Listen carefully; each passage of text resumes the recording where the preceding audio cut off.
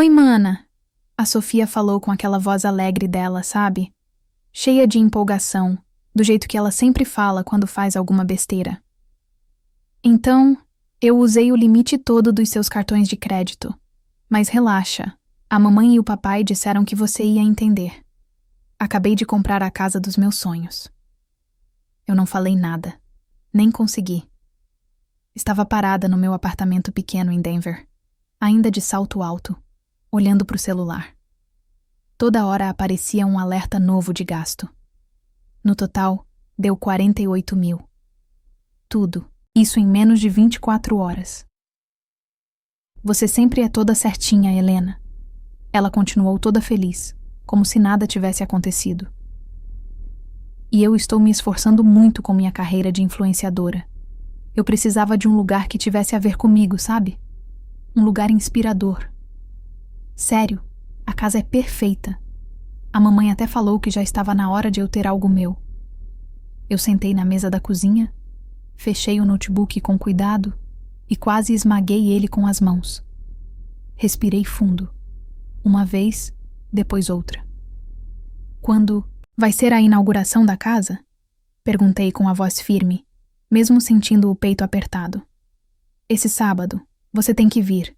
Quer dizer, você praticamente comprou, né? Ela riu. Aquela risada leve do tipo que sempre fazia ela se safar desde pequena. Ela desligou antes que eu pudesse dizer qualquer coisa. Fiquei ali sentada em silêncio. Dava para ouvir o barulho da cidade pela janela, mas dentro de mim, tudo estava parado. Minhas mãos tremiam, mas não era de medo. Não, dessa vez não foi um choque. Foi clareza. Abri o notebook de novo. Não para ver os gastos, nem para chorar. Abri uma pasta que eu tinha criado 6 meses atrás.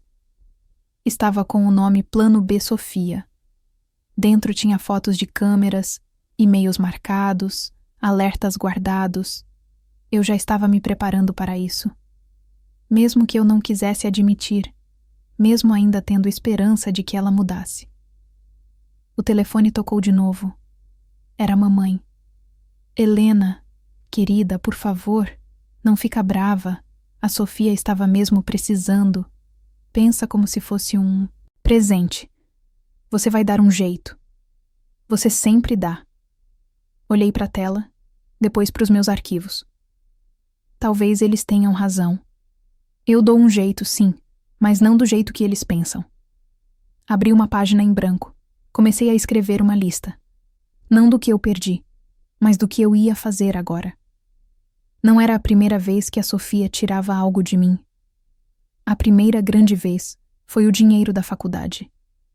Eu tinha 18 anos, arrumando as malas para ir embora, quando minha mãe me chamou e falou com aquele sorrisinho. A gente precisou ajudar a Sofia com a loja.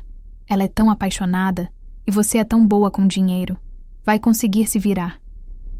E eu consegui. Trabalhei em 2 empregos. Vivi de miojo por 4 anos.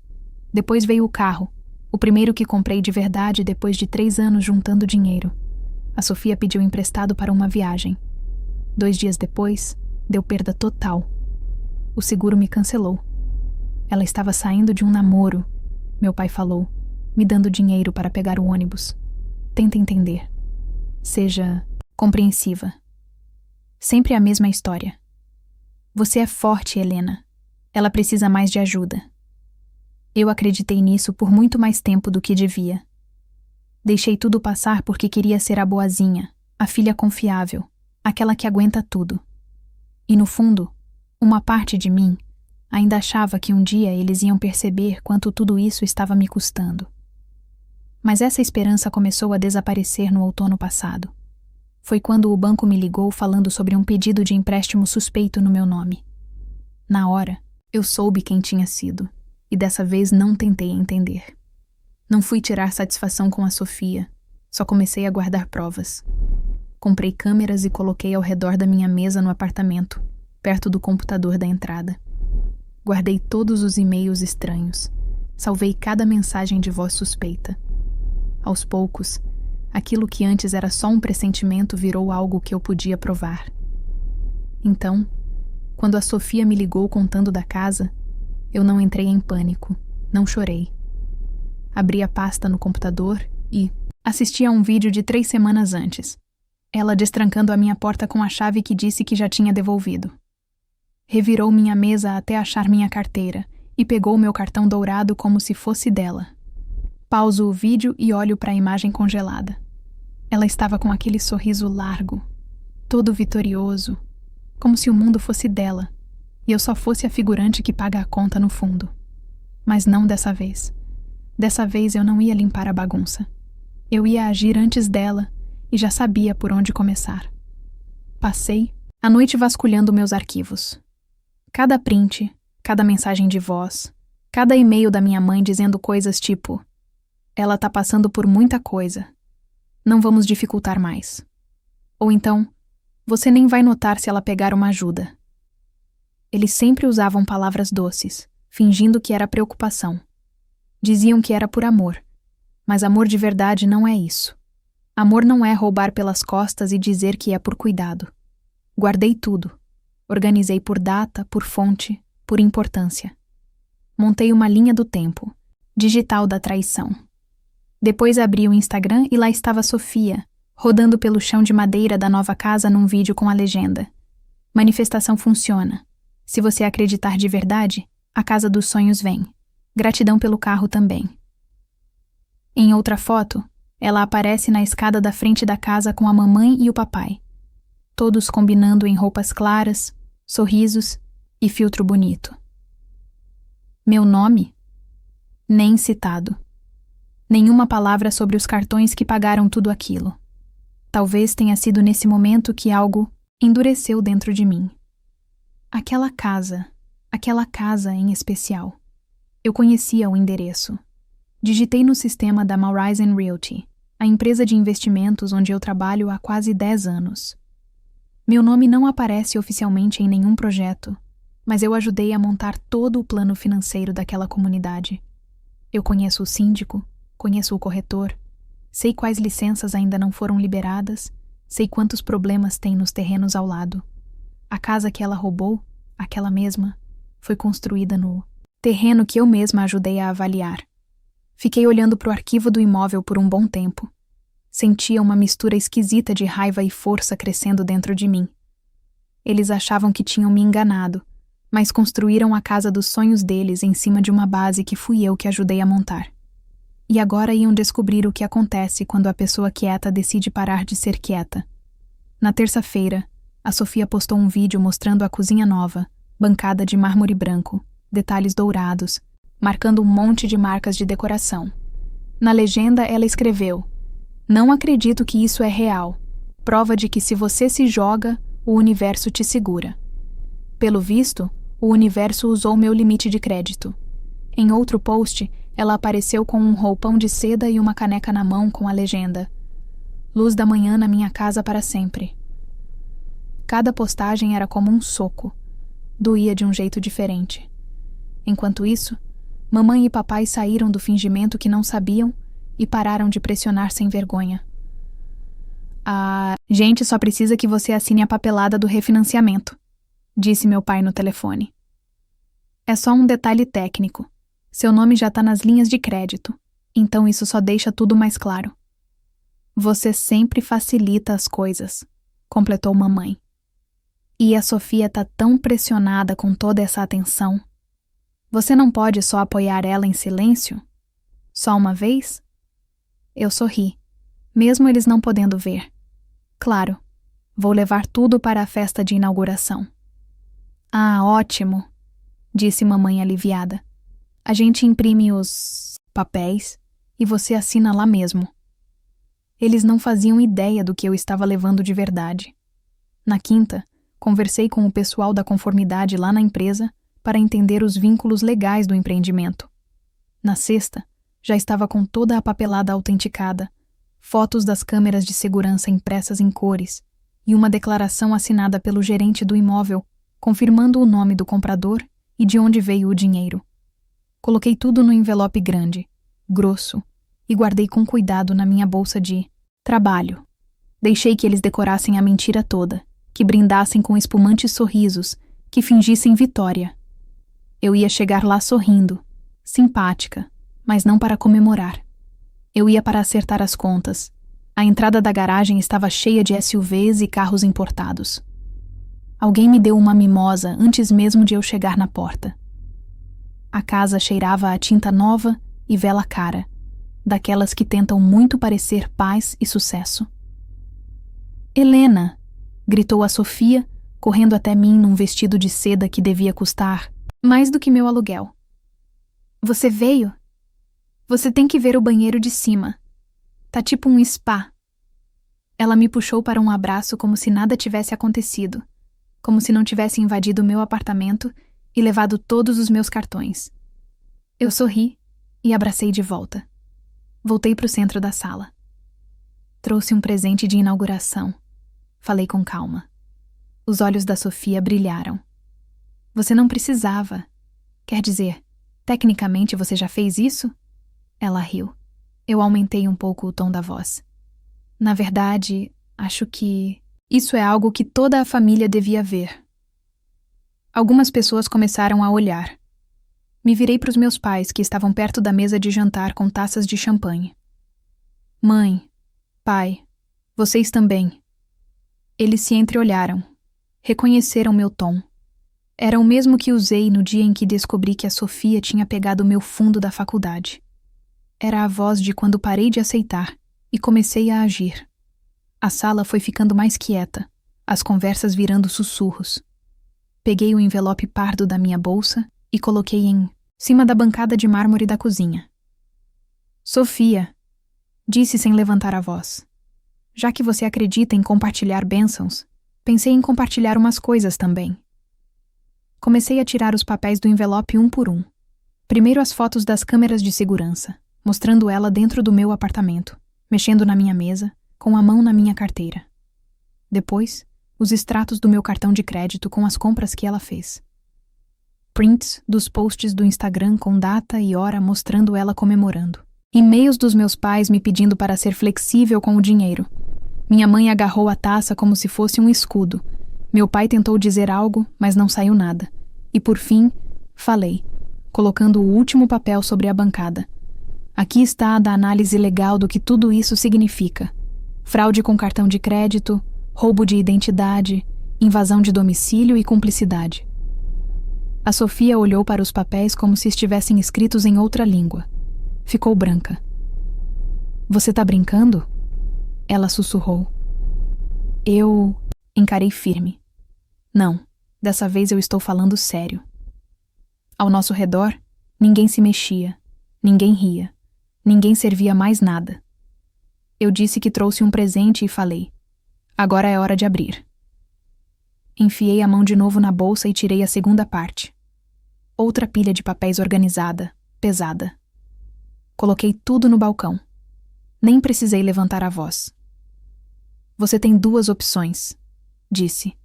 Primeira, você assina a escritura e aceita um plano de pagamento por escrito, com firma reconhecida. Cada centavo que você roubou, você devolve com juros. Opção 2, falei. Eu entrego tudo para a polícia, o vídeo, os e-mails, a assinatura falsa do contrato do carro do ano passado, tudo. A boca da Sofia se abriu, mas ela não conseguiu falar nada. Os olhos dela foram direto para nossa mãe, depois para o pai, depois para os papéis. Isso é loucura. Ela conseguiu dizer bem baixinho. A gente é família. Justamente por isso que chegou a esse ponto. Respondi. Porque ninguém nunca diz não para você. Eu ia te pagar. Ela choramingou com a voz embargada. Assim que meu conteúdo começar a dar certo. Não interrompi. Você ia esperar eu esquecer, como sempre faz. Meu pai tentou se aproximar. Helena, qual é? Prisão por causa de dinheiro? Não é só dinheiro, falei. É tudo. É o direito de ser respeitada. São as mentiras. É o fato de vocês terem ficado parados enquanto ela me roubava e depois ainda me pedirem para assinar mais coisa. Minha mãe fungou. A gente não queria machucar ninguém. A gente só queria que as 2 filhas estivessem bem. Vocês queriam que ela tivesse sucesso às minhas custas? Respondi. e esperavam que eu engolisse isso calada, como sempre. A mão da Sofia tremia enquanto ela olhava os documentos na bancada. Você faria isso comigo mesmo? Ela sussurrou. Com a sua irmã. Você já fez isso comigo? Falei firme, sem levantar a voz. E ninguém te parou? Fiquei olhando o rosto dela mudar. Primeiro raiva, depois vergonha, depois medo. Medo de verdade. Ela olhou para os nossos pais, como se pedisse ajuda com os olhos. Mas pela primeira vez eles não disseram nada. Eles não tinham uma desculpa ensaiada. Nada. Empurrei a caneta na direção dela. A escolha é sua, Sofia. Isso aqui não é vingança. São limites. Ela segurou a caneta com os dedos ainda tremendo.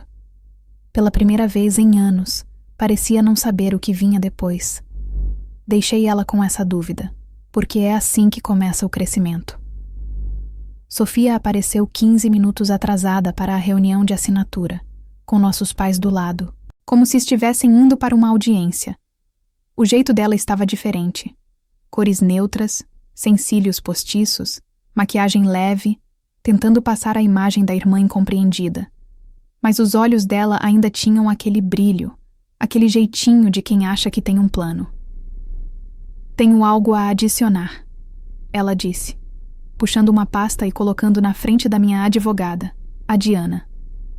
Antes de seguir com qualquer coisa, Diana abriu a pasta com calma.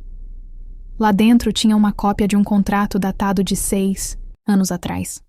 Mostrava minha assinatura, como se eu tivesse aceitado dividir qualquer dívida futura dos negócios da Sofia. Helena concordou em apoiar meus projetos.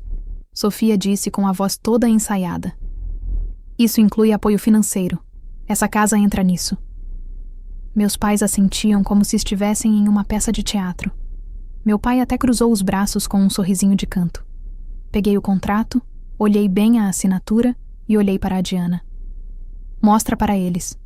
Diana virou o notebook na direção da mesa. A tela mostrou imagens antigas da câmera do meu antigo apartamento.